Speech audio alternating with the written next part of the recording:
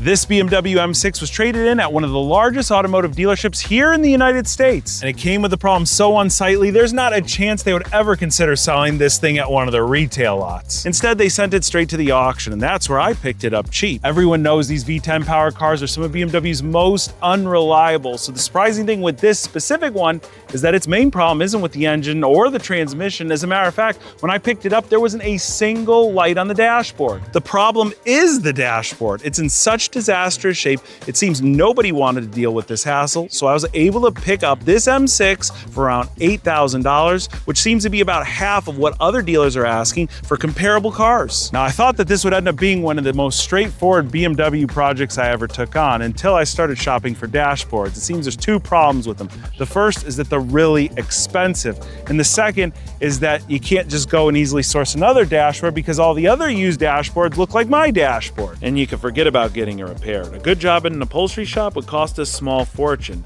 I mean, I can't justify spending a few $1,000s on this when I've bought entire BMWs literally for a few $1,000s, which got me wondering, could I just find a donor car out there with a decent dash? There were a couple things at the salvage auction, but really with the same issues that we've already got. And anything that I found was kind of decent was just too far away to justify. So instead I popped over to the regular wholesale auctions. These are just normal used cars that dealers stick here to move. I found this one right here. This was the cheapest 6 Series listed in the entire country of this generation, 66,000 miles. And it happened to be in my backyard in Tampa. And they wanted $2,200 or best offer. Now, from this angle and the fact that it only has 66,000 miles, I was like, let's get it. But of course, we got to make sure this dashboard looks halfway decent. And just from these photos, I mean, the seat for 66,000 miles looks pretty rough. But the dash itself, from every angle we could see in these photos, looks darn near perfect. Like, this would be an amazing replacement. And to get the entire car for $2,000 would be insane, right? Because it is an or best offer. So there you go, 66,000 miles on this thing. Of course, I had to throw them a little bit of a low ball, and they accepted $1,700. Just so you can see the entire total right here. They accepted the offer of $1,700. $280 was in fees. A grand total of $1,980 for a convertible 6 Series that had to have cost near $100,000 when it was new. All right, we're here at the auction where the 6 Series is. Outside of those photos, I've never seen this thing, so not sure exactly what to expect. But the funny thing is, look at this. Right outside of where we parked, there's another 6 Series. There's a bunch of cracking on the dashboard. That's exactly what we want to avoid. And look, this one's got a SMG transmission, which is funny. I didn't know they came with that. But this car in particular did not have a condition report, which most of the cars here do. When you got a condition report, obviously the cars tend to sell for more money because, well, the listing tells you what sort of condition the car is in. Now, you have to pay the auction to get this condition report. It's like an extra $35 when you run a car. And again, most of the time it's worth it. When someone doesn't opt for this service, it's because they're usually trying to hide something. But there's one big thing going for this specific lot that we're at right now, and that's the fact that there's only one way in to the auction, one way out, and that's by driving the car in there. So the junk auction down the street that's affiliated with this one, they've got a forklift there to take the dead cars in and out. This one has no forklift. So the car should at the very least move and drive under its own power. How good it will drive, that's a whole nother story. A really nice lady gave me a golf cart ride out here because it was pretty deep in the lot.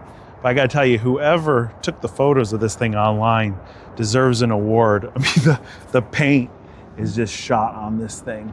It looks like maybe they tried to repaint it, or I don't even know what's going on with it. Either way, we don't care about the paint on this car. We care about the car and the parts inside. What we really want to see is a good dashboard like we saw in the photos. And from what I saw, the 2 seconds that I threw my stuff in here, it actually looks really darn good. There's a little corner that's peeled up back there. You can hardly see it. Let me see if I can get you in here. So that's no good. But the weird thing about these BMW dashboards, what we saw on the M6, is that where it's peeled up, this looks like a regular textured dashboard that BMW just glues a sheet of leather over. So hopefully we'll be able to just kind of pull that shrinkage back, re-glue it, and then, well, leave the rest of it intact because we've got a solid dashboard here. And the car inside's actually pretty nice, except for that driver's seat bolster. Headlights, this is where our money's gonna be when we start taking this thing apart. And just look how nice the LEDs are compared to the ones that are on our 6 Series. And how about these grills? These grills are super nice too. There's some good parts on this car. And you gotta love a squeaky clean engine bay. Usually when they're this clean, they're hiding something, but it's all there, man. The engine covers and everything. Probably just want to quickly check the coolant, and I'm not sure if this car has a dipstick. Around this era of BMWs, they started deleting dipsticks and making it all digital. Let's check this real quick.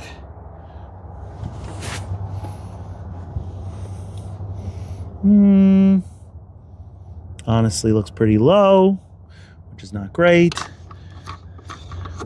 So we can bank on a blown head gasket or just a coolant leak somewhere. And then, well, it still has a timing chain and clean looking oil, like really clean looking oil. Now this is weird right here, CHF11S. This is like a hydraulic fluid. I guess there is some in there. That might be for like an adaptive suspension, which would probably be another kind of expensive feature on a car this age. Oh, look at this over here. I'm finding what might actually be a dipstick, which will be amazing if it is. There's oil in there. This is crazy. I had a couple of 3 Series, 2007 and 2009, so same era cars, and those cars did not come with dipsticks. I think I'm being a little too critical on this thing, figuring we just need a dashboard, but let's see if we can find ourselves a set of keys. I see one right here. Put it in on the brake. Sounds like perfect. What do we got here? All the books? What is this thing? Oh, look. CD changer magazine. We might be taking this car on its last drive, like right now, as long as it makes it where we need to get. All right,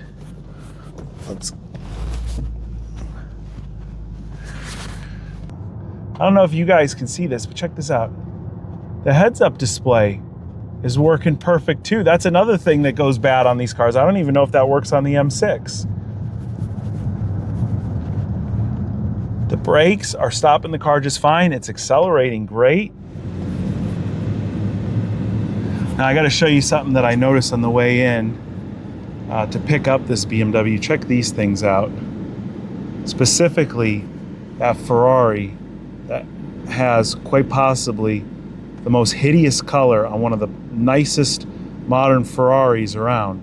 Who in the heck would order that thing an old man tan? So we're on the open road. So far it's okay. The only lights we have on are this low tire pressure light and of course check engine light. It wouldn't be a BMW if that wasn't on.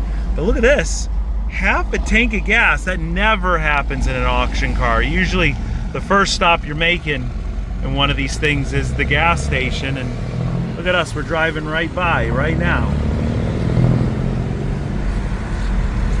If this makes it another couple miles, we'll kick this thing over into sport mode. Who am I kidding? We'll kick it into sport mode right now. My foot down a little bit. Oh, a little vibration. I don't know, that felt a little funny. We'll take it easy. Well, this thing made it on the highway. I gotta tell you, it drives like unbelievable for 2,000 bucks. This pillar did pop out of place.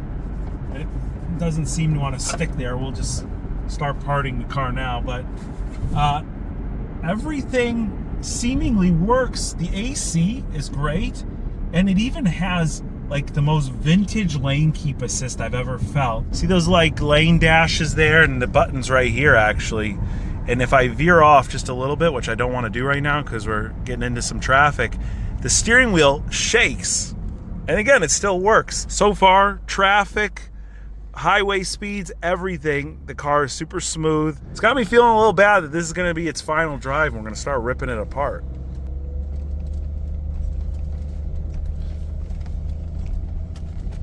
All right, we made it.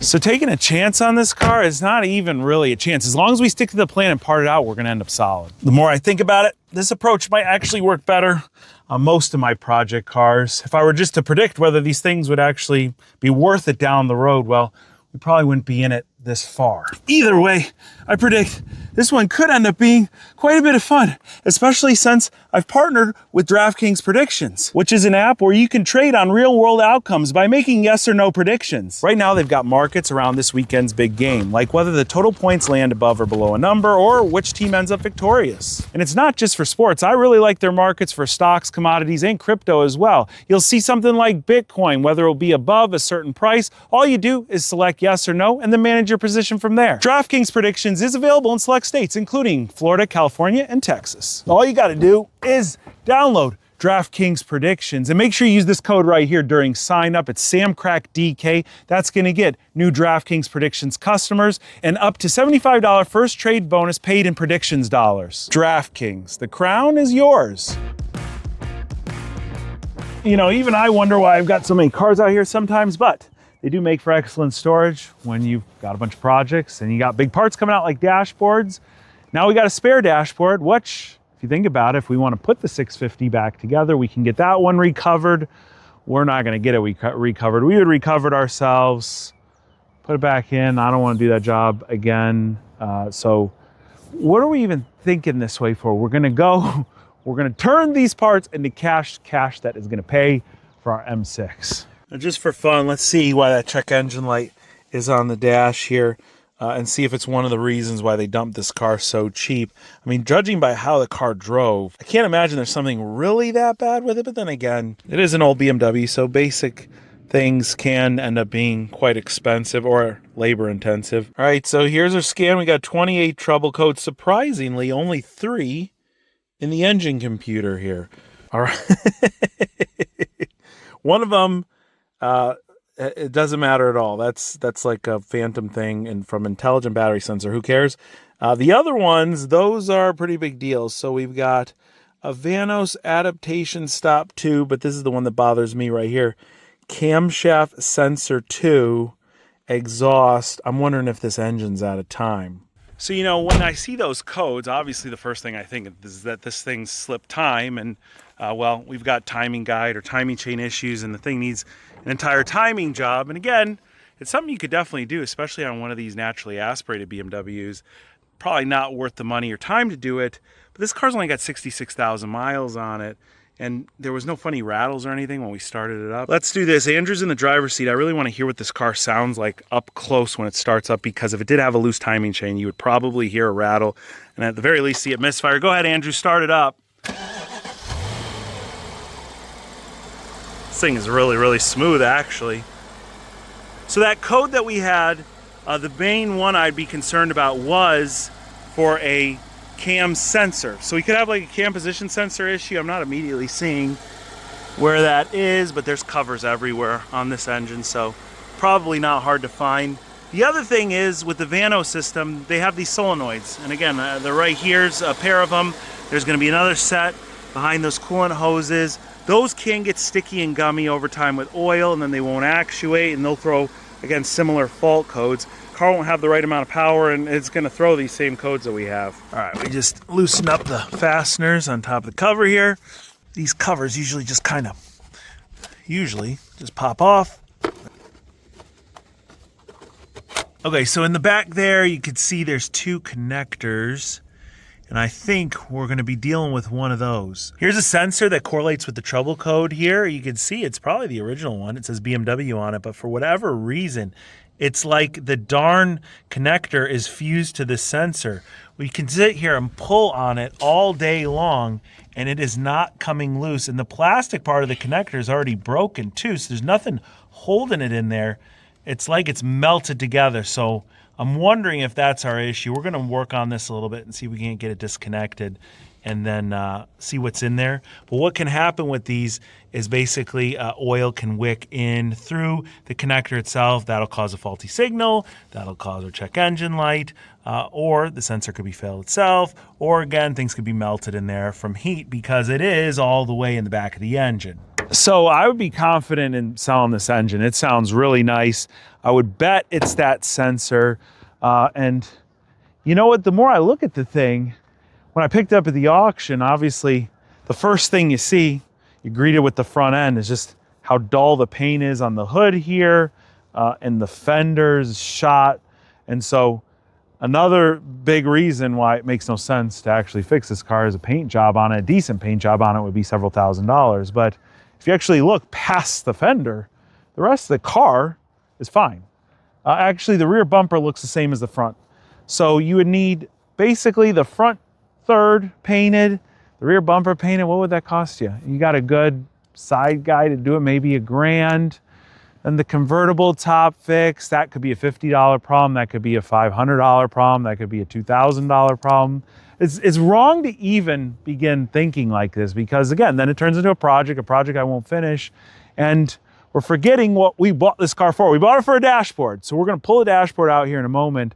But just looking around, just to pay for this thing, right? Just to pay for it, these headlights here, take a look. They're in 2 segments. You've actually got the upper LED. It's got this chalky looking stuff on here, and that's just wax. They're in beautiful shape, those things. These by themselves are $200 to $300 each. The headlights are $500 to $600 each. Every body panel's in good shape, but forget the body panels, because those are hard to ship, those are hard to store. The headlights themselves probably pay for the car, but we don't want to just pay for the car. I think that with the amount of money and parts that this thing has on it, all over, body, interior, and drivetrain, you're gonna pay for our entire cheap M6. And that's the real goal here, and I think it's totally obtainable. Since we already got the dashboard out of the M6, it was pretty straightforward pulling out the one in the 650, although it's still a tedious job.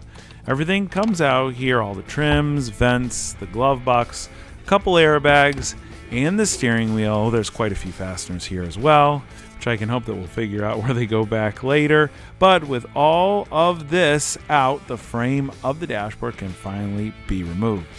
Now, even though this dash is in much better shape than our other one, it's still not perfect, and it's even a bit worse than I had originally planned for. Thought I might be able to just stretch this leather over and re-glue it back down, but it was so shrunken and dried out that it's too far gone for us to repair. So this leather wrapping on this specific car was actually a factory added option. I think they do come standard on the M6, and you can see exactly how BMW makes these. They just glue a piece of leather material over the standard dashboard, as the textured soft touch material you would get on your standard dashboard is completely sun destroyed under all of our peeled up leather. There is one good thing going for us here, and that's that the major sun damaged part is just our frontmost strip of material. It's flat, and there's a clear seam where it connects to the rest of the dash, so we'll just cut off this part here. And then I was able to find a very close match of material and leatherette on Amazon. A sheet of it was only $11, so I just went and used the old piece of leather that we cut out as a rough template, cut it all out, and then glued it back in place using this high temperature contact cement made for soft materials. And we just went and glued and trimmed everything back on the dashboard in sections. So for $11 plus the price of a donor car, we've got a very cheap but somewhat time-intensive dashboard swap solution for our M6. We're making decent progress on the dashboard here, and honestly, this looks a million times better than it did. The speaker grill that covers this area is missing, so ignore that for now. But if you look at the rest of it, I mean, you remember what it was like before. Everything in the back was completely peeled up. It was shrunken. It was in bad shape. We at least have a solid piece of leather trim going all the way across. It is all glued. And is it perfect? No. I mean, you can look. You can see the grain difference between this part right here, which is a factory piece, and then the back piece over here, which is leatherette.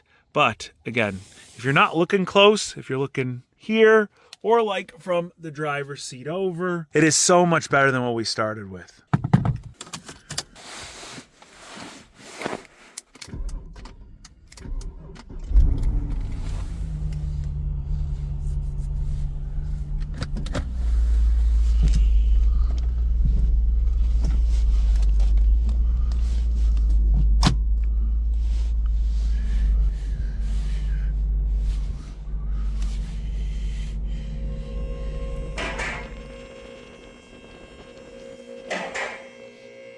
with the car listed online, there's been actually quite a few inquiries about multiple different parts inside and out. But the one thing that we've got probably a half a dozen messages on alone are, of course, the catalytic converters. And I was getting ready to cut these things off this second, but I don't think I've ever seen a 10-year-old plus BMW that doesn't have a leaky drivetrain. This is like an anomaly. It's just so nice and so clean down here. And so I'm struggling to figure out what do we do with this car. Like, it's a parts car. Undoubtedly, it's worth way more in parts than it will be even if we fix everything on it. But it is a nice car to drive, and it's like, and I don't need it, that's for sure. But just looking at the stuff that we got, just looking and thinking like right here. Okay, let's start right at the front, underside, and let's go through just what I think would be easy things to pull off the car and to sell. The whole front support. And in some cases, you'll see these parts breakers yards doing this now. Because so many cars are in front end collisions, they'll take the front bumper all the way back to that radiator fan. Since this stuff is so fresh and so beautiful, I mean, this fan's OEM, it's new. We saw the radiators the same. Someone replaced his entire cooling system. If you had to buy this stuff used from a parts breaker, each part's gonna cost you together over $1,000. I think you could sell bumper all the way back, $800, no problem. That's a conservative estimate. We're gonna go to this hydraulic anti-roll bar that I am just fascinated with. Yes, it is leaky. So does that mean that the actual valve part here is bad? Maybe, maybe not. I would have to guess this part used is gonna be what? $250, $350. These things are a fortune when they have problems at dealerships. And again, it's just kind of a cool feature that this car has, probably an optional feature that some guy's gonna end up needing if, again, accident, bumps into something, whatever. So that's $1,000 in that stuff. We haven't even talked about the engine and transmission. Now, I did look up the engine prices, and honestly, they're not worth what the new twin turbo BMW engines are worth. This engine, you can find them all over the internet, about $1,000 to $1,500, but those all seem to have 130, 150,000 miles on it.